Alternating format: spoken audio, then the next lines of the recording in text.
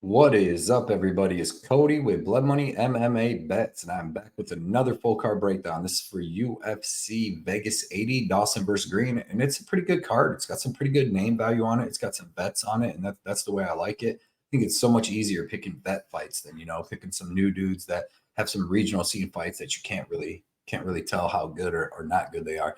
But yeah, man, I think this is going to be a good card for betting. We had a week off. I got to enjoy the weekend so far. I'm about to take my daughter out to eat again tonight, Saturday right now. Took her to a haunted house last night, so I definitely seized the day this weekend. So I hope everybody else did too. But yeah, man, please hit that like button. Hit the subscribe button if you already haven't. If you like money, smash the subscribe button and drop me a comment. Help the algorithm out. Help my channel grow, man. I really appreciate it. My Layer Cake Discord, it's been killing it on all sports, stocks, everything. Everybody talks fight during the fights, talks about football, everything in there. So Layer Cake Discord, link is in the description. It's free, 100%. Hop in there, talk with people, have a great time. I have the Layer Cake Patreon. Now that's $10 a month, $250 a week, and that's going to get you my early bets. It's going to get you my DraftKings lineup. It's going to get you my Layer Cake parlay that's hit 5 weeks in a row. At least the top two legs, it's up 13.5 units over the last 5 weeks. And it's actually bringing back parlays for me. I've had a lot of people in my Patreon ask me to bring back at least a 2-fight parlay here and there because I've been doing so good on the Layer Cake parlays ever since I quit doing the other one. So I'm going to bring that back. It ain't going to be crazy, but it will be there. But yeah, man, and you get my 10 best bets in order of confidence. You're going to get my bets as soon as I place them, help you beat the line movement. Like there's a ton of perks in the Layer Cake Patreon, and above all, you're going to be helping me out, supporting me, and I really appreciate it. Let's do a quick recap, or actually, before we do the recap, I want to give a shout out to my boy Dr. Andrew Sorowitz from Face Meat Fist. Man, look at this shirt, dude. The Escape from LA old school shirt. He sent me a whole bunch of swag, man, and it is awesome. I got the tumbler, man. I got tote bags. I got all kinds of stuff. So I'm gonna be doing a giveaway with this. Look how clean that is. And these shirts are good quality. But I'm gonna be doing a giveaway as always. This is for a large shirt. I got a couple different ones I'm going to give away, but the first one's going to be for a large one of these, and it's going to be the same thing. Put your best 3-fight parlay up with the odds that it pays, and whoever, if anybody ties with the winning one, we'll go to whoever put it up first. But yeah, man, just interact, put a comment in there, and I will send it out anywhere in the world. And I'm gonna be doing a bunch of these giveaways. But dude, these shirts are cool. There's Terminator ones. There's Bruce Lee ones. There's all kinds of cool stuff. So I appreciate anybody that shows support. Go to Instagram. The link's in the description. Go to Instagram and at least give him a follow. Check out his stuff. I really appreciate it. It helps me out a lot. And then it helps our giveaways out. So like I said, this week, a free large one of these shirts of different designs. Best 3-fight parlay, man. Let's do a real quick recap of UFC Vegas 79, which was a super tricky card. I know a lot of people lost on it, and it was a hard card to call. You had disqualifications. You had so much stupid stuff, weird stuff that happened. So shout out to anybody that won money on it, and even the people that lost, man, you'll be back. UFC Vegas 79, though. 3-2 for plus 1.35 units. I felt good about it. It could have been a bigger night, but crazy stuff happens. 3 winning bets were just straight up money line bets. Muhammad Usman plus 2 units. It was a tough fight in the first round, but we know Collier comes out fast and then fades out, and that's what happened. Usman got that easy win for us. Brian Battle, man, looked great in the second round. Got dropped in the first, but he was a bigger, better fighter, and it showed in that second round. Plus 2 units on that. And Miles Johns, I tried to tell the whole world, Craig, man, plus 3.9 units on that. Yeah, he had just as good a wrestling, which was going to be able to keep standing, where he was going to be able to beat up Argueta, and that's what happened. Argueta's still good, man. The kid's tough. He's going to beat most dudes that aren't excellent wrestlers, that like Miles Johns, that just have better striking. 2 losing bets. I had Marina Rodriguez by decision, and who knew she was going to come out like the Terminator and just destroy freaking Waterson like that. So minus 3.3 units on that. Then I had the Ramos versus Jourdain over 2.5, and it was looking good. Ramos was landing the takedowns like I thought. He had some top control, and then boom, out of nowhere, gets hit with the guillotine. So shout out to Charles Jourdain. He's just been proving me wrong for a long time now, and I can't do nothing but put some respect on his name. Definitely a dude to watch. He's only 27. He was fighting very tough dudes like 24, 25. So this kid's going to be good for a long time in the UFC. But yeah, man, 3-2 on Vegas 79 plus 1.35 units. This is the start of another 10-week winning streak, and yeah, man, we're just gonna. I love the bets I have on this card. I'm telling you, I'm gonna hit big this week. But this week will be the second winning week. But that brings my overall betting record to 280 and 198 for plus 105.45 units. So we're still over that 100 unit mark. I'm gonna build that up. I'm trying to get to 150 units by the end of the year. 2023 is 98 and 76 for plus 28.15 units. And we're just going to add on to that. Keep winning, keep winning, keep adding on to it. I was telling you about the Layer Cake Patreon. I already got at least 3 or 4 bets for the future. I got bets for 295. I got bets for UFC Brazil, Sao Paulo. A lot of bets on there, and we're going to beat a lot of line movement. So it's just going to be a good year. You know, the end of the year, we started off the year, we've been doing good. I've won what was it, 14 out of the last 18 weeks. You know, so it's pretty good. That's pretty good stuff. But yeah, man. Let's I want to go over real quick some winning bets from the Layer Cake Patreon, the Layer Cake Discord. Like I said, there's a lot of sharp people in there. We got my boy Snerius that came through with the Muhammad Usman win. Wagered 250 to get 435 back. Excellent win, Snerius. Appreciate all the support all the time. Donovan out here killing it, man. Muhammad Usman got him at minus 130. Which was an excellent line, 130 to win 100. Smooth, easy bet. Look at everybody out here killing the Usman. OGNGM, man, 150 to win 250. Smooth, clean, easy. And look at Eli cleaning up with the Brundage by KO and round 1, 10 to win 190. That's an amazing hit, Eli. Mark Frost coming through with the Brundage in round 1, 10 to win 150. Chatty Daddy got the plus 2,000 odds. Look at Chatty out here killing it, 10 to win 210, man. Or 2200.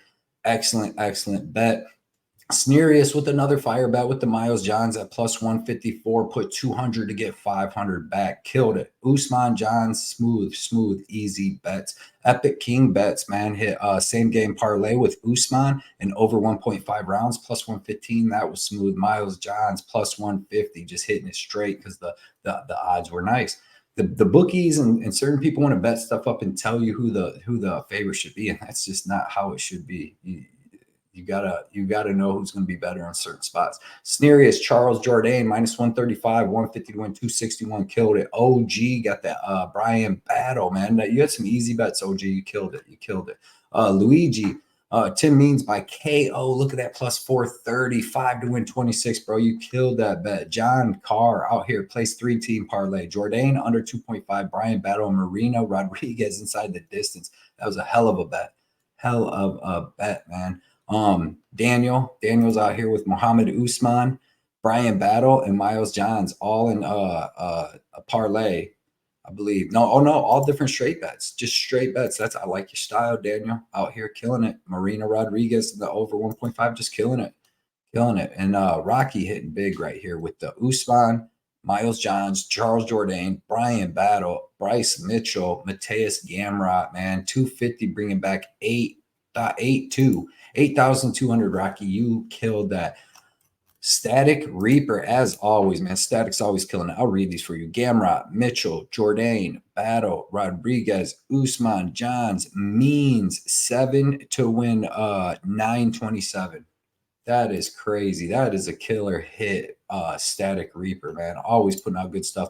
And Craw had Usman, Battle, Rodriguez. That's smooth bet right there. 695 to win 2400. Excellent bet, Craw. And then you had Muhammad Usman, straight up wager, which was phenomenal. And 2 legs. Oh, Vidal. Yeah, that was crazy. But that was an excellent run by everybody. I appreciate everybody that hangs out in the Layer Cake Discord, man. I appreciate everybody that hangs out in the Layer Cake Patreon.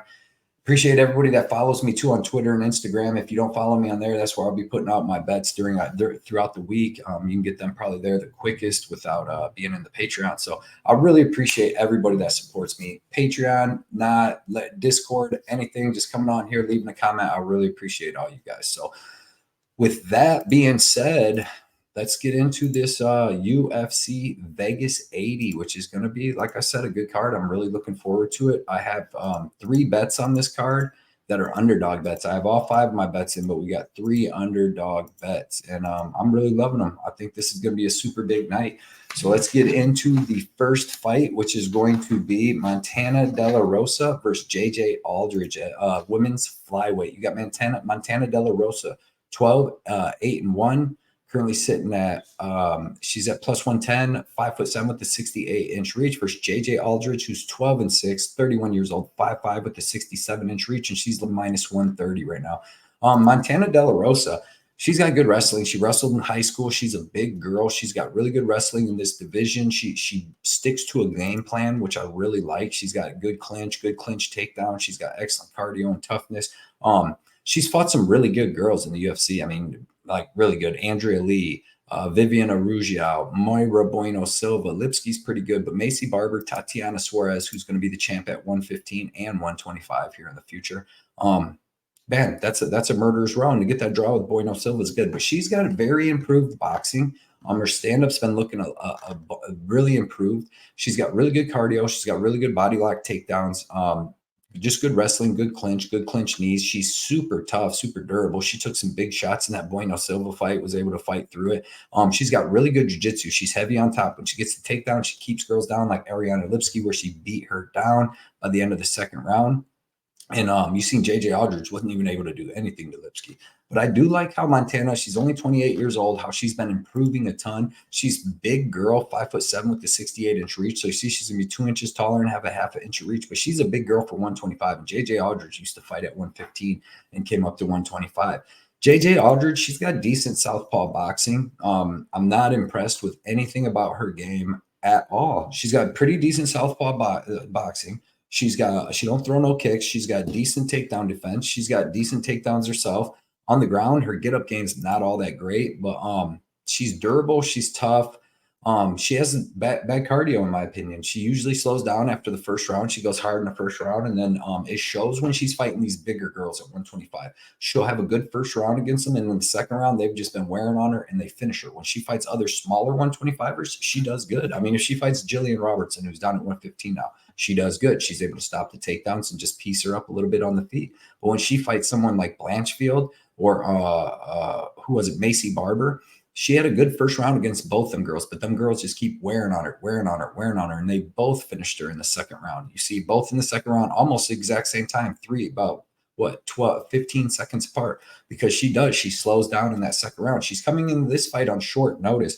Montana De La Rosa was supposed to fight somebody else. I'll look at it here in a second, but she wasn't able to get to that. But JJ Aldrich looked pretty decent in their last fight against Na Liang, but do not let that fool you. Na Liang is one of the worst fighters in the history of the UFC.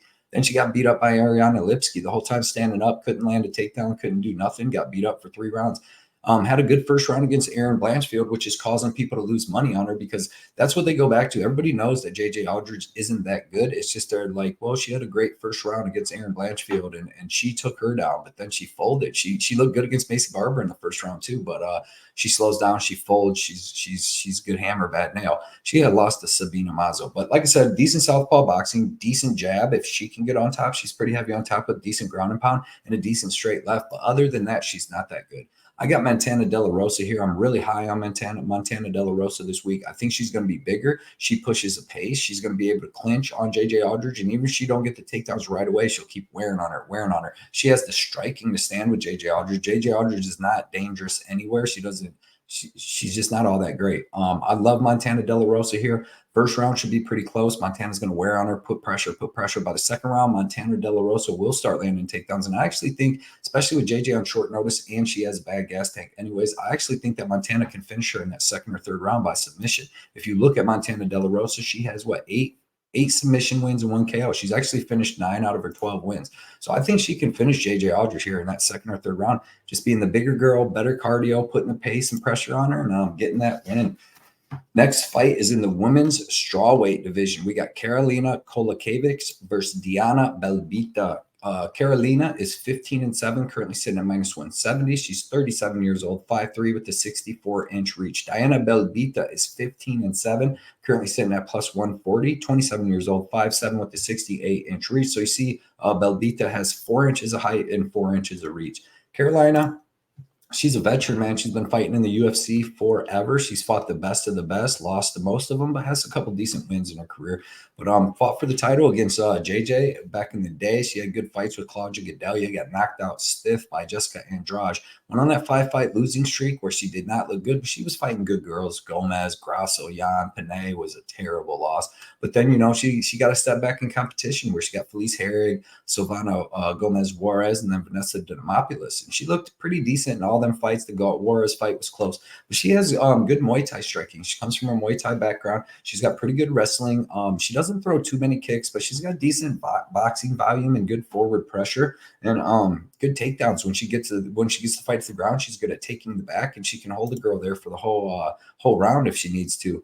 Diana Belbita, she's a kickboxer, big, long, tall kickboxer from Romania. Very aggressive striker. Powerful kickboxing. She throws heat. You've seen her drop Hannah Goldie. She's put hands on a bunch of girls. She was hitting Maria Oliveira with some real good stuff.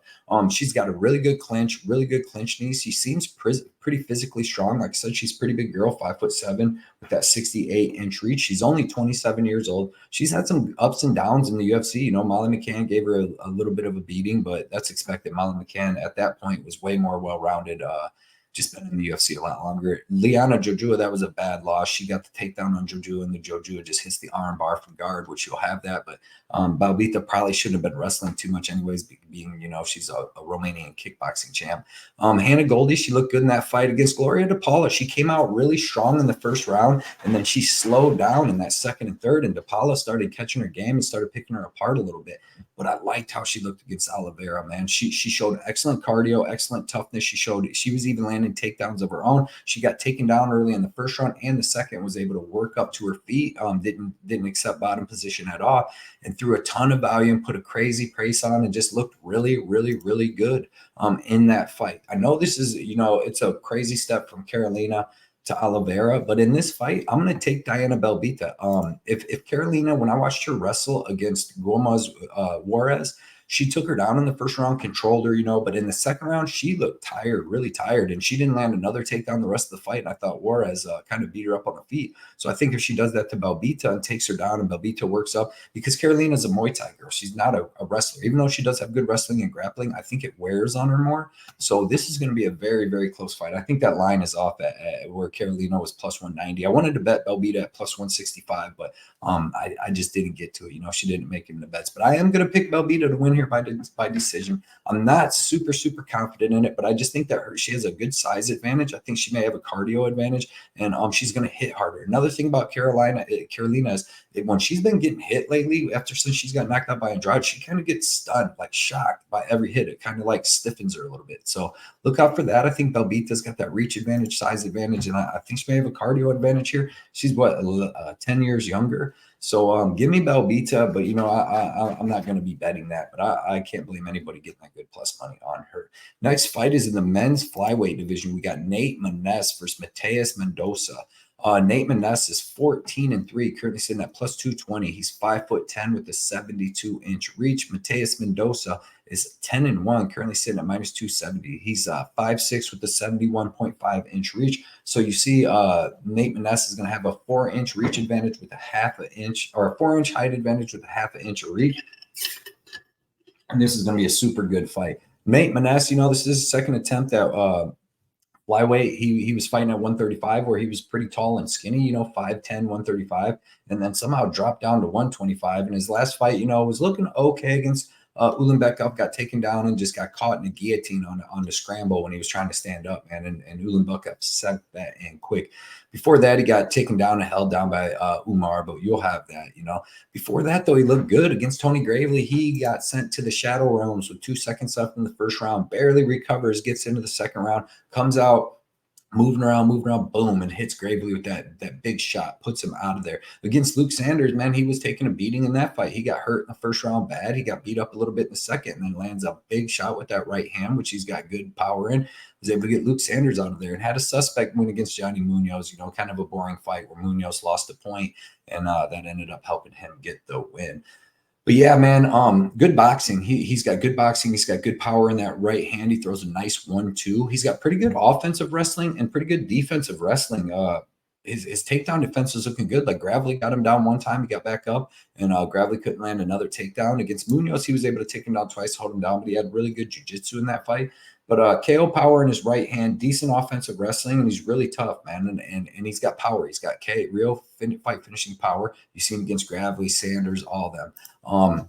But you know, kind of basic, just looking to box with you a little bit and stop the takedowns. Mateus, man, this dude is a shoot box guy. So you already know he's going to be super aggressive. Trainer with Charlie Olives, Daniel Santos, Elvis Brenner. What was the other dude we just seen fight Manal Cop? That crazy dude, Santos. You know, so it's a lot of stuff going on there at Shootbox. It's one of my favorite camps these days. I don't know how long these dudes are going to be able to fight for. I don't think these dudes are going to have 12-year careers or nothing, but it's going to be fun while it lasts. Mateus, man, Shootbox Muay Thai is on point. Powerful leg kicks, excellent power in his hands. You've seen against Javid Basharat. He looked pretty good even in a loss. You know, he landed some big shots. He was able to take Basharat down, stop some of the takedowns. You know, he was pulling guillotine, and that's how Basharat was able to get on top in a couple of the rounds. But he did look good against Basharat. It was a tough fight. Even at the end, Basharat said, this kid's going to be good. Really good forward pressure, really good boxing power, good offensive and defensive wrestling, good body lock takedowns, nice powerful kicks. His submissions are nice. He's got good armbar, triangle choke, Kimura. You know, 3 KO, 3 submissions, and 3 decision wins. So the kid mixes it up. And he's got decent cardio. He did slow down against Basharat after about a round and a half where he was wrestling very, very heavy, but still looked pretty good in the third round. You know, kind of slowed down, but I'm really high on Basharat. But this is going to be a really, really good fight, man. Nate Maness with that size advantage really makes me look at him. You know, 4 inches of height and half inch of reach. But Mateus Mendonca is just so much more dangerous. He's dropping down to 125 too, so we'll have to see where these guys' chin and cardio is at here. He's fighting at 135 before that. But give me Mendonca. I think that he's going to have, you know, the more well-rounded game. I think he's going to be able to land some takedowns on Maness. I think he's going to be able to box with Maness. And as long as he can stay out of the way of getting hit with that big right hand, I think he gets the win here. But I'm probably not going to be betting on that fight at all. Next fight is in the men's bantamweight division. We got Chris Gutierrez versus Montel Jackson. Chris Gutierrez is 19-4-2, currently sitting at plus 160.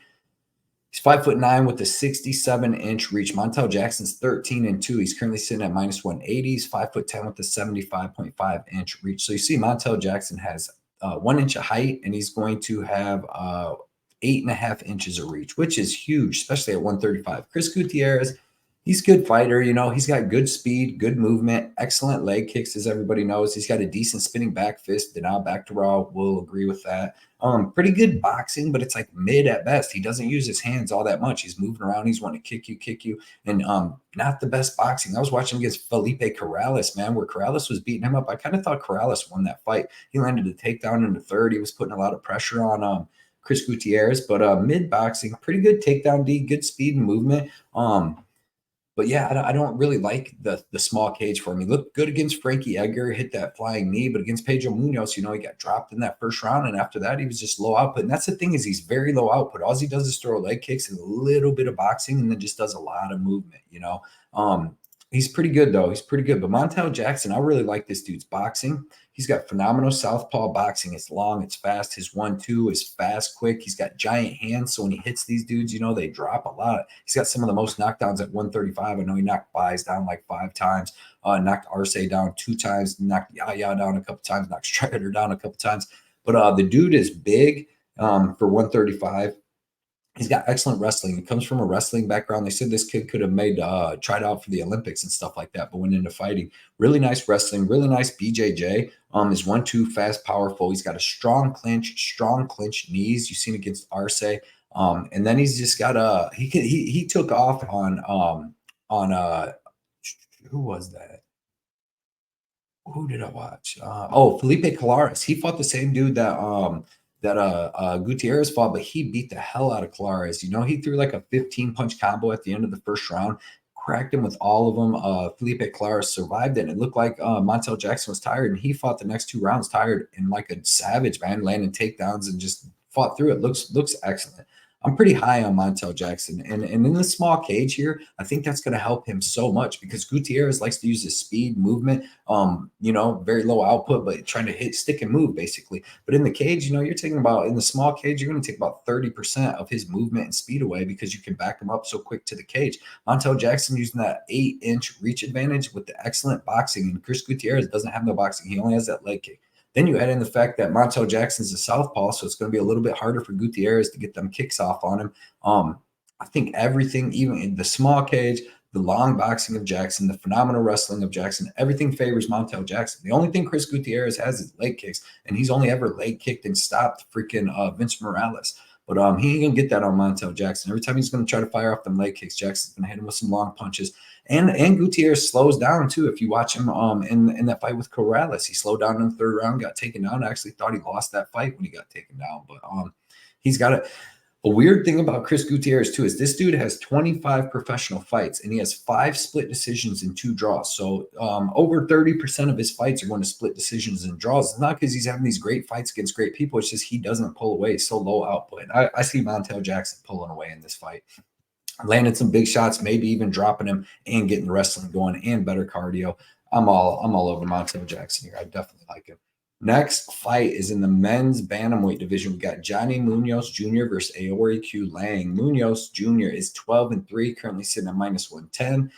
He's 5'9" with a 71-inch reach. Aoriqileng is 24-11, currently sitting at -110. 5'7" with a 69.3-inch reach. So you see, I think that's a lie though, because they said Aoriqileng was 5'7", and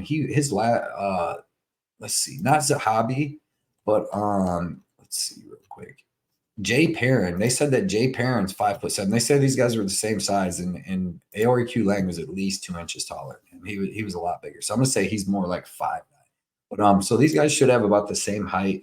Munoz had that 2 inches of reach. Johnny Munoz, decent striking against people that don't have good striking. He looks kind of comfortable against Ludovic Shaolin and people like that are other grapplers that don't have good striking. But his striking's okay. But you've seen against Daniel Santos, he was just pulling guard. He did not want to strike at all with him. You've seen against Tony Gravely, he was hit with that uppercut when he shot in for a shot for a takedown and got knocked out real quick. But other than that, he looked pretty decent. He doesn't have the best, wins in the world. Jamie Simmons and Ludovic Shaolin's terrible. And then he looked bad against Santos, where he just kept pulling guard. He's got decent wrestling. He's got decent jiu-jitsu. He's got decent jiu-jitsu off his back with arm bars and stuff like that. Decent kicks. He throws a lot more kicks than his hands. Decent push kick. He's pretty durable. He's got okay cardio, but overall, man, other than his jiu-jitsu, he's a super mid fighter. Like I don't see nothing great about his striking. His wrestling ain't overly good, and his jiu-jitsu ain't like crazy good. Aoriqileng, this dude's got pretty good boxing. Seems to have pretty good offensive and defensive wrestling. Hits hard, man. He did get knocked out for the first time in his career his last fight, but he's got accurate, fast hands. He throws a lot of volume, and he's throwing heat when he's throwing the volume. Good power in both hands.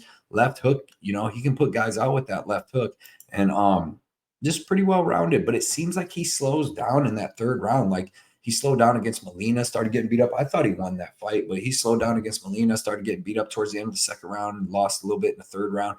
Same thing, slowed down against Durden, looked good against Else. And then Jay Perrin, man, he slowed way down in the third, towards the end of the third, and almost got finished by Perrin in like the last 30 seconds. It was crazy. And then he got finished early by Zahabi. Both of these guys, they're just mid-level fighters. I wouldn't want to have my money on either one of these guys, to be honest. But I'm going to take Aoriqileng. I'm going to say that he's able to stop the wrestling, and then his boxing and stuff should be far superior. But I have no confidence in it. Both these guys, aren't that good. So to have your money on either one of them is pretty risky. But give me Aoriqileng. He could either get a finish or just get a strong decision by stopping the grappling and stopping the jiu-jitsu. Next fight is in the women's strawweight division. We got Kanako Murata versus Vanessa Demopolis. Murata is 12-2, currently sitting at -370. She is 5'1" with a 62-inch reach. Vanessa Demopolis is 9-5, currently sitting at +280. 5'2" with a 59.5-inch reach. So you see, Kanaka's 1 inch shorter. Murata is 1 inch shorter. but she has a 2.5-inch reach advantage. Murata, man, she's pretty easy to break down. She's got decent boxing, decent southpaw boxing. She comes in, she's wanting to throw a couple strikes. She wants to body lock you. She wants to slam you to the ground. She's got excellent wrestling. This girl, like Chinese national wrestling, all that stuff. She's got phenomenal wrestling. She's got good ground and pound. She's got good jiu-jitsu against girls that aren't Verna Jandaroba. But she's got good ground and pound, really sick elbows, really nice chain wrestling, volume ground and pound, volume transitions. And she does go for submission. She's got the Von Flu choke, the rear naked. She's got a really good front choke. She's got the Von Flu, Anaconda, rear naked. She's very dangerous on the ground. Good cardio, good toughness, and just good transitions, good sub. She's not very good on the feet, but she's a specialist wrestler, jiu-jitsu, and punch you out. And she's fighting Vanessa Demopolis, who's got pretty good stand-up. Her stand-up's been improving. I like her aggressiveness with her hands. Decent offensive wrestling, not the best defensive wrestling at all. She's got pretty good jiu-jitsu, definitely off her back, really good arm bars. You've seen her hit Silva and Gomez Juarez with one of them after getting dropped. And then she's had some decent fights since then. She's got that win over Jinu Frey, win over Maria Oliveira, where she was able to land some big shots in the air and land some really good time takedowns. And then she had a good fight against Karolina Kowalkiewics, where she wasn't able to get her wrestling going, and Kowalkiewics was just a better striker. But this should be a really, really, really good fight. I would stay away from it because I'm taking Murata to win, because I do think that she can take Vanessa Demopolis down and beat her up and stay safe. But with girls fights, and this is going to the ground, and Vanessa's a pretty high level black belt, she could easily pull off an arm bar at some point in this fight. Murata was submitted by Jandaroba. Well, she actually got her arm broke in a submission, so it went down as a TKO because she fought through it, and then when she went to her corner, they're like the arms broke. So she can be submitted, but Verna is very high level. I'm taking Murata by decision, but I would not be shocked if Demopolis hits her with some arm bar. So I would watch putting her in parlays or betting her with anything. This is another low-level suspect fight, in my opinion. Next fight is in the men's welterweight division. We got Alex Morono versus Joaquin Buckley, man, and this is going to be a good fight. Alex, the Great White Morono, is 23-8. Currently sitting at plus 165. He's 33 years old, 5'11 with the 72-inch reach. Joaquin Buckley is 16-6, currently sitting at minus 190. He's 29 years old, 5'10 with the 76-inch reach. So you see Morono's 1 inch taller, but Buckley's got 4 inches of reach. Alex Morono, man, very, very well-rounded, experienced vet. He's not really great anywhere, but he's really good everywhere. He's got really good boxing, really good striking, powerful leg kicks. He's been showing a little bit of decent power in his right hand. He dropped Ponzinibbio 2 times. He was cracking Semmelsberger. It's just Semmelsberger was so durable. And then looked pretty good against Tim Means, hitting that guillotine. It was a pretty close fight, and then he landed that big shot on Tim Means, hurts him. Forced a bad shot, and then he hit that guillotine choke. This dude's been fighting in the UFC forever and doing good. Wins over Max Griffin, Reese McKee, Cerrone, Zawada, Semmelsberger, and then Tim Means. And he was on his way to beating Ponzinibbio if he didn't get knocked out in that third round. Later in the third round, he was definitely up 2-0. But just very, very well-rounded, good boxing. He comes at weird angles. He always darts in. He's bouncing around. And he throws a ton of volume. He's very sneaky. He's got a sneaky jab. And like I said, very sneaky power. It doesn't seem like he's throwing very hard. He's hitting you with, 60% for 2 minutes. Then boom, 100%. Black belt in jiu-jitsu, excellent conditioning, excellent toughness, and super well-rounded. Then you got Joaquin Buckley, man. This dude's super well-rounded, too. He's very explosive, very physically strong.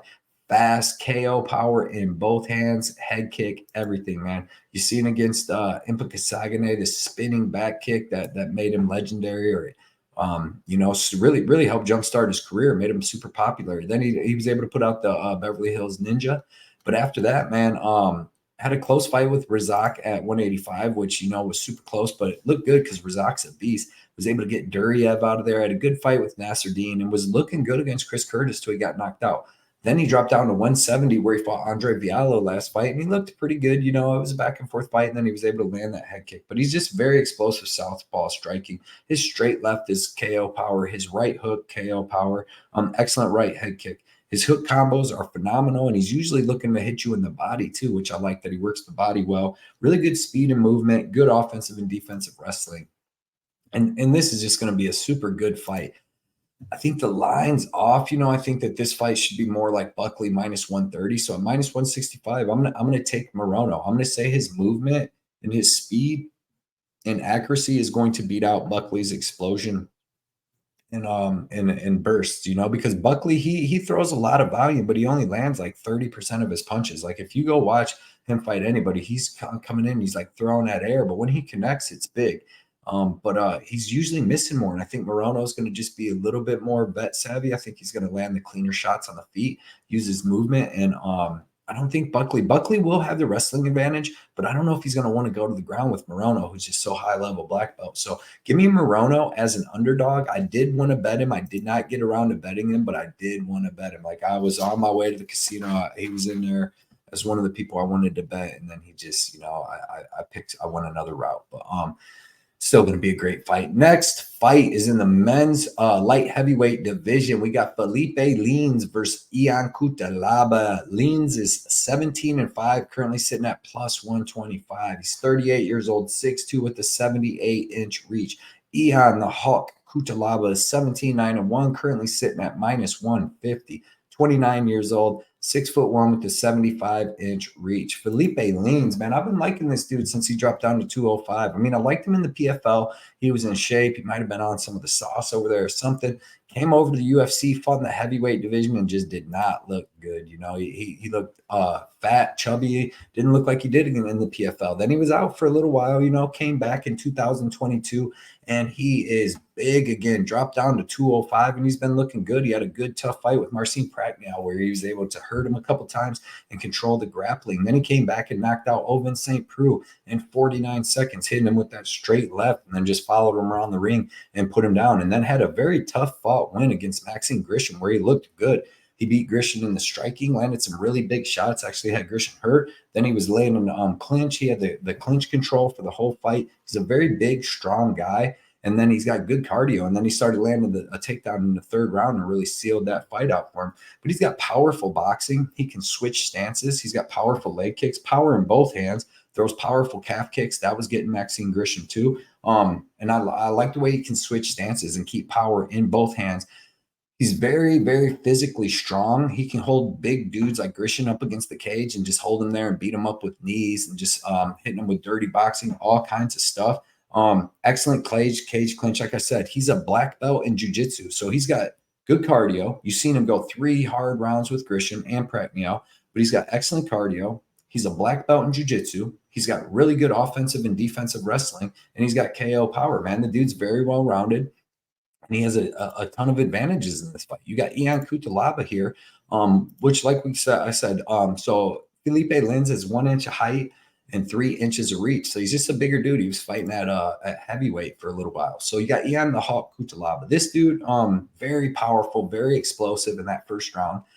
Pretty good wrestling, but he doesn't have the jiu-jitsu to back it up. He can take guys down. If he can take a guy down and pound him out in the first round, like a Tanner Boser, which I thought that was an early stoppage, or a Khalil Roundtree who has no grappling game whatsoever, then he can get the win, But when he comes out and his wrestling doesn't really work, where he comes out and gets like 1-2 takedowns, and then he already starts slowing down, and third takedown don't come, and now the other dude just start beating him up, man. He looks for a way out. He's like the 205-pound Beverly Hills Ninja, He's a great hammer, terrible nail. As soon as the fight starts changing, it's not in his favor. He looks for a way out. If you don't believe that, he got rear naked choked in the first round by Johnny Walker. Johnny Walker ain't rear naked choked nobody in his whole damn life. He's a striker. But as soon as Johnny Walker reversed the takedown, got on top, Cutelaba didn't want none of that smoke. Took down Tanner Boser, hit him with them shots as Tanner was trying to stand up, and then the ref just called the fight off, which was all well and good. But Tanner Boser has no grappling game, no defensive wrestling, no jiu-jitsu, none of that. You're getting a guy here, Phillipe Lins, who's going to be the naturally bigger guy. He's got the wrestling to contend with Ian. Even if Ian comes out and lands a takedown or two on Lins is going to survive. He's a black belt in jiu-jitsu. He's going to survive. He's going to get back up. And each time that Cutelaba does that, it's going to wear on him. And if you don't take Lins down and ground and pound him right away, which Lins has been in there with a ton of good wrestlers, PFL everywhere, he's not going to get taken down and just ground and pounded out right away by Ian Cutelaba. And as soon as he stands up a couple times and then he turns Ian and he starts beating on Ian up against the cage and maybe lands a takedown of his own, we've all seen Cutelaba lose. We've all seen him quit. He's 3-6 in his last 9 fights, and then all 6 of them losses are finished losses. You know what I mean? The dude has no heart. He has no cardio. He went the distance with with Devin Clark. That was the only fight he went the decision with, and that's because he beat the shit out of and he went with Jacoby, but that's because he beat up Devin Clark in the first round and knocked his teeth out, and then Devin Clark didn't want to fight no more, and even though Cutelaba had slowed down some,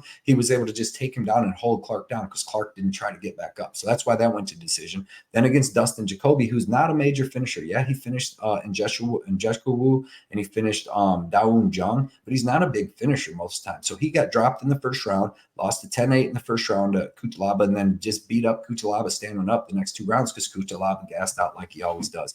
So I really think that like I honestly think Phillipe Lens is the bigger man, and he has him covered everywhere. I think he has the offensive and defensive wrestling to hang with Cutelaba. He's got a BJJ black belt. Cutelaba has no jiu-jitsu. He has no jiu-jitsu to hold people down or do anything. If he can get somebody like I said, Khalil Roundtree, who's a Muay Thai guy, he can take him down and beat him up. Roundtree ain't got no get-up game. But Phillipe Lens is going to be too big, too strong for all that. Then he's got a black belt in jiu-jitsu. I can promise you this. If Ion Cutelaba takes down Phillipe Lens, he's getting off some ground and pound, and Phillipe Lens reverses him, it will be over shortly after that. Cutelaba will find a way out. I guarantee it. But I'm high on Lens, man. I'm very high on Lens. I don't know how he's an underdog. Phillipe Lens should be minus 180, at least in this fight. Like, at least you've seen Cutelaba quit too many times. I ain't never putting my money on no quitter. Ever, ever, ever, man. Speaking of that, let's get to the next fight in the men's featherweight division. Bill Algeo versus Alexander Hernandez. Bill Algeo is 17-7, currently sitting at minus 140. 6 foot with a 73-inch reach. Alexander Hernandez, 14-6, 5'9" with the 72-inch reach. So you see, Alexander Hernandez is dropping back down to 145 again. It's so crazy, man. The UFC knows this kid has no heart, no cardio. He drops down to 145 the first time, so they give him Billy Q, who has all the heart, all the cardio. He gives Alexander Hernandez a case of the beats. He goes back up to 155, fights Jim Miller on short notice, comes back down to 145 again to change his career. But he's fighting a dude that's bigger than him at 6 foot and 73-inch reach with great cardio and great heart, man. Bill Algeo, we've seen him fight. He has phenomenal toughness, phenomenal heart, phenomenal cardio, man. Against Spike Carlisle, showed super, super toughness. Came in against Joe Anderson Brito. That win was phenomenal, man, because I'm very, very, very high on Brito, and he kind of reminds me of like Alexander Hernandez, where Brito's got KO power in both hands. He's got phenomenal wrestling, phenomenal jiu-jitsu, and he came out and went hard on Algeo in the first round. Algeo survived it and just turned the whole fight around and started beating up Brito. Beat up Herbert Burns so bad that he just finished him from exhaustion, from damage. He quit. Against Andre Fili, that was an excellent fight, man. In the third round, he was taken down, and Fili was able to take his back and sink in the rear or body triangle, and just hold him there. But Alexander Hernandez does not have that level of BJJ. But TJ Brown, that was a good fight, and TJ Brown starts slowing down a little in the second. Boom, gets caught, gets choked out. Bill Algeo, though, man, really awkward kickboxing. He throws a lot of front kicks, a lot of push kicks. He's really, really long. He's got powerful leg kicks, nice head kicks. Volume boxing, throws an excellent jab, excellent 1-2. Goes to war. He wears on guys that don't have good gas, man, and then just breaks them, And he's a junkyard dog. I love junkyard dogs. Great to brawl. He's very slippery. Like, when he gets taken down, he can get taken down. His takedown defense ain't great, but his get-up game is world class. Like, his get-up game should be like a jiu-jitsu game. Like, he gets taken down, he spins, he gives his back up, and he gets up, and nobody can he keeps people from getting the hooks in. Excellent stand-up game, man. Excellent get-up game, everything. Alexander Hernandez, this dude is super tough. He's super durable, or super explosive, super powerful, man. He can put guys out. You've seen him catch Benio Dariush on his first fight with that flying knee that put Dariush out. But overall, very explosive, good striking. He's got some really good body kicks, good boxing with power. Left hook has KO power. Overhand right has KO power in it. Really nice wrestling, excellent top control, pretty good ground and pound. Jiu-jitsu isn't the best, but he is very aggressive on top. But man, the dude's a great fighter, but he just slows down after about 7 minutes. His heart tends to slow down and give away, when he can't get a guy out of there. Like, you see, he'll get beat up by a decent guy, and then he'll get by Thiago Moises. Then he comes back and gets a win over Mike Breeden. He knocks him out in 1 minute, 20 seconds. She's like, oh, crap, man, this dude, he's got it. He just had a bad fight. Then he comes in against Moicano and just gets beat up in the second round. And, the first round, he probably won the first round. Comes out, slows down so bad, gets finished in the second round. Billy Q, same thing. He definitely won the first round when he dropped down to 145 the first time. But then Billy Q, you know, took what he had to offer in the first round and just brought it back, and he did not have it. I'm actually pretty shocked that Hernandez is coming back down to 145, to be honest. And then just to be the smaller man that doesn't have and fighting a junkyard dog with great cardio. I'm taking Bill Algeo. I think that this is going to be a super good fight. First round should be pretty close, you know, back and forth. Alexander Hernandez may land a takedown or two. Algeo is going to work back up, take some pretty good shots, give some pretty good shots. And by the second round, just like against Billy Q, that weight cut, everything, the fighting, the explosiveness of Hernandez is going to be working on him, and then Bill Algeo is going to start taking over. I don't know if Algeo is as much of a finisher as Billy Q, so I don't know if he finishes him, but he definitely wins that second and third round. So I would go like Bill Algeo third round or decision. Seems like a good bet, but I just bet him straight up. I've been hearing stuff all week, though, that the fight's supposedly supposed to be off, but I have not heard anything about that. So, like, I haven't seen anything else about that. So, next fight is in the men's 155-pound division, and this is a weird one. We got Drew Dober versus Ricky Glenn. Drew Dober is 26-12, currently sitting at minus 470. He's 5'8" with the 70-inch reach. Ricky Glenn, 22-7, 34 years old, 6 foot with the 70.5-inch reach. So you see Ricky Glenn's going to be 4 inches taller with 5 inches of reach. Drew Dober, this dude is a Muay Thai savage, man. He's just coming at you in the southpaw stance, bobbing and weaving, throwing big shots, crazy power in that straight left. He's got excellent leg kicks that are super powerful. He could throw that left head kick up there too. His forward pressure is what's phenomenal. You know, he just wears on guys, and he's extremely durable. So he's willing to take one of yours so he can give you one of his, which usually you can't take. It didn't work so good against Frivola last time, but Matt Frivola is a savage, man. That dude hits hard. He's got really good takedown defense, and he's got a really good get up game if he does get taken down, unless he's fighting Islam Makhachev.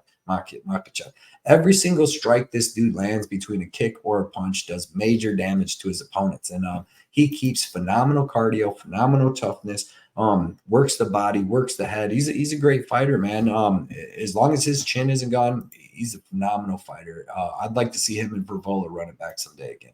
Ricky Glenn, man, this dude, decent boxing, decent southpaw boxing himself. He's got a nice long jab, okay power in his left hand, you know. But he's only fought 4 times in 5 years, and it hasn't been over the greatest competition. He got beat by Kevin Aguilar down at 145. Then he came up to 155 and got that knockout over Joaquin Silva, who came in like a madman and crazy and just got caught early. Had that majority decision draw with Grant Dawson, where he was beat the first 2 rounds and was able to get a tired Grant Dawson and get a 10-8 round on him. And then last fight was very telling. He looked very slow, very long, very slow, and he got left hooked to sleep 1 minute 35 seconds by Christos Giagos. But Ricky Glenn's got good offensive and defensive wrestling, pretty good southpaw boxing, okay kicks, and he's just very average, and he's kind of slow. And I don't know if his chin's gone, man. He got rocked last fight with the first solid punch that landed.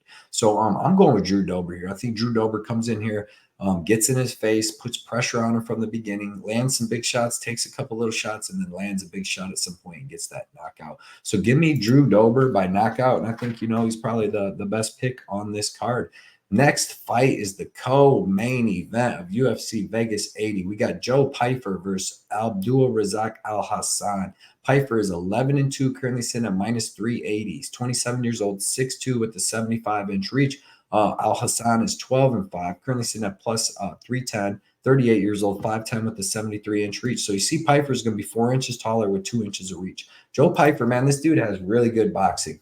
Great nickname, Body Bags, but he's got good boxing. He's got a really nice long jab, and then he's got power and KO power in that right hand. Really nice long jab. That he's got a nice left hook with KO power. That's what he hit Mearshart with and was able to get him out of there. And he looked pretty good in that fight, you know. But he has not fought nobody in his whole career. Like, he's got decent wrestling. He's got decent BJJ. He doesn't really sub any guys. He's only got 2 submission wins over lower level guys earlier in his career back in 2019 and 18. But he has decent wrestling. He doesn't really use it that much. He took down like Ozzy Diaz, tried to get an arm triangle in the Contender Series. He got out of it and got up. And to be honest, he looked a little tired after he got up and a little slowed down, but was still able to land that big shot in the second round. He put Amadowski out of there in the first round, which everybody does that. And then, like I said, looked pretty decent against Mearshart, who didn't attempt to wrestle or anything at all. On the Contender Series, Dustin Stolfus was able to pick him up and slam him, and that's when he broke his elbow, which was nasty, and he came back from that injury strong. But Good overhand, like I said, and straight right. That's KO stuff. He's got pretty good BJJ out of Philadelphia, Gracie, and 6 first-round finishes and 3 second-round TKOs, man. Dude's powerful. He's big, but he's kind of a low output boxer, man, that just looks for that power shot. That's what I really seen out of his fights, and he's fought a lot of low-level guys. Abdul Razak Alhassan, this dude's a savage, man. He's got excellent boxing. He's got judo black belt. He's got good wrestling. He's been training in Colorado training with Elevation Fight Team with Sandhagen and Gaethje and all them dudes.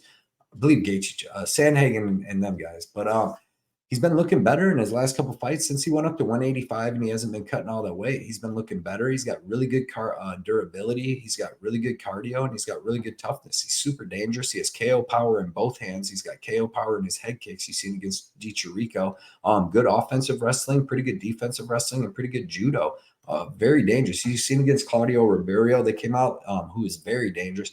They came out and he was throwing big shots, big leg kicks, big punches, and Razak took all that stuff and then was able to survive it, land some decent shots of his own. And then the second round, when Ribeiro slowed down because he's used to just knocking guys out in the first round. That's when Alhassan took over and was able to land that knockout punch. He's got 12 wins, 11 first round finishes, and 1 second round finish. And then his only loss, he's gone to decision in 3 out of his 4 losses. The only time he's been finished was a straight right by KS Williams, and that's before we knew how hard KS Williams fights. But if you see against Munir Lazez, who hits hard, he was able to survive. Buckley hits hard. He had a great fight with him.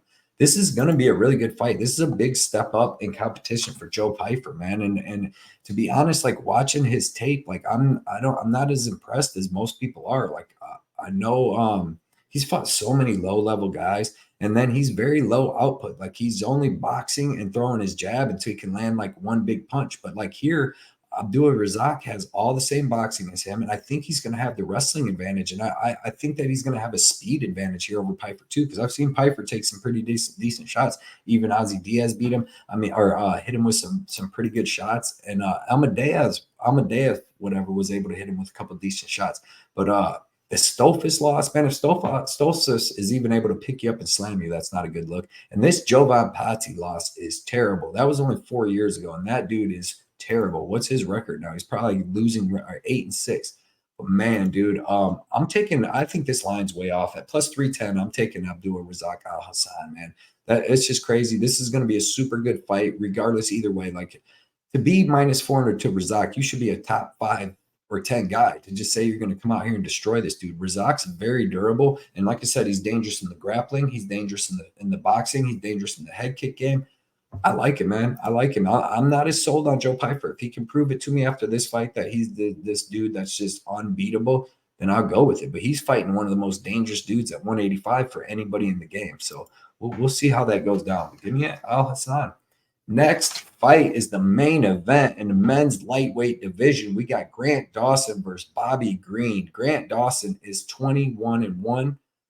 Currently sitting at minus 395. He's 5'10" with a 72-inch reach. Bobby Green is 30-14-1, currently sitting at plus 320.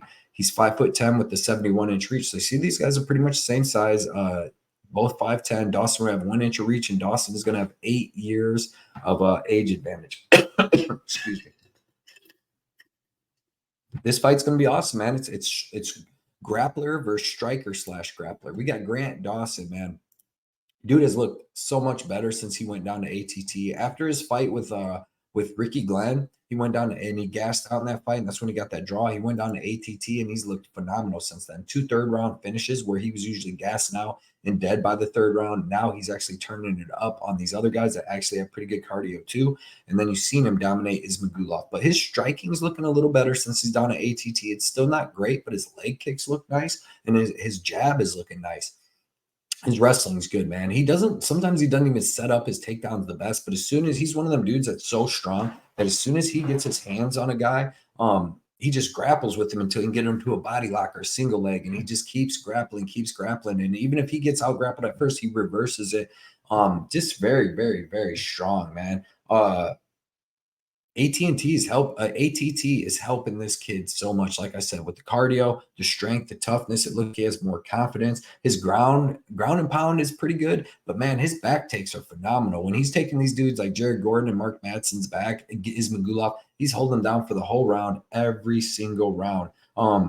His cardio is improved. He's just looking like a great fighter. I mean, he's a straight up grappler, but he is very, very, very good at grappling, man. And like I said, with his striking improving and his cardio improving, man, he's becoming super, super dangerous. And he can definitely be a force to reckon with. You got Bobby King Green, man. He's been in the sport forever. He's got really good boxing. He can switch stances. He throws a ton of volume because he's not really hitting you all that hard. But man, he, like I said, good boxing, good stance switching, super durable, super tough. Pretty good offensive and defensive wrestling in a get-up game. But, man, when I watched him fight Islam, it looked like he didn't have any jiu-jitsu. I mean, I know it's Islam Makhachev, but, like, man, he took him down, just held him down, and took his back, flattened him out, and beat him up till he quit. I know it was short notice, but he did not look good in that one. Against Drew Dober, you know, he was looking good, came out hard, and then Drew Dober hit him with that big shot in the second round, put him out of there. Gordon fight was all right, and then he looked pretty decent against Tony Ferguson. He got dropped in that first round. But after that, he was able to pick up the pace, you know, and look pretty good and actually got that arm triangle choke in the third round because he come with that good toughness and that excellent cardio, man. He does have good cardio. This is a very dangerous fight for Grant Dawson because, like I said, Bobby Green, fast hand, tons of value, pretty good takedown D, pretty good offensive wrestling, and pretty good jiu-jitsu. So this is going to be a real test. And this is the first 5-round fight of Grant Dawson's career. So we haven't seen him outside of 3 rounds. Now, since he's been looking so much better and finishing guys in the third round, I'm going to assume that his cardio is going to be good for the fourth and the fifth. But this is going to be a really good fight. I think it's going to take a little bit, you know, for Dawson to be able to just take Bobby Green down and then control him on the ground. But then again, maybe in the first minute and a half, he's doing that, taking him down, controlling him, wearing on him. And the thing is Bobby Green doesn't really have that one-punch knockout power to script to, like, you know, maybe think that he has a great chance to stop Dawson at some point. I even seen Thiago Moises go in on Bobby Green, shoot the takedown, pick him all the way up, and slam him down. And that's not a good look if he's doing that very easily when you got a guy that's a lot bigger and Grant Dawson doing it. So I'm going to take Grant Dawson in this fight. I'm actually going to say that he submits Bobby Green.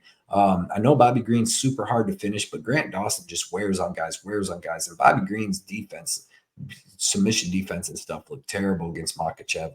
Like I said, I'm not saying Dawson's Makhachev, but he's on that level. Like he's, you know, there's very rare guys in this world that can do jiu-jitsu and grappling and they're very strong. And Grant Dawson's one of them dudes. He's up there with them. So give me Grant Dawson, man. I say that Grant Dawson gets it done by submission at some point in this fight, maybe in the 4th or 5th round after he just wears on Bobby, because he was able to submit Mark Madsen, who's a beast. He was able to submit Jared Gordon, who's a cardio machine with the brown belt under Danaher. So that's very impressive stuff. So I really appreciate everybody checking this out, man. Like I said, please go check out this Face Meat Fist on Instagram. He's got so much different swag there. It's awesome. Some swag. He's got the Face Meat Fist cups, bags, basketball jerseys, everything. So I really appreciate all the support you guys show me, man. Don't forget the contest. Leave your best 3-fight parlay with the odds it pays is for a large Face Meat Fish shirt. A fist shirt. I'll ship them anywhere in the world. So I appreciate you guys checking this out. Let's get this 10-fight win streak and let's get this money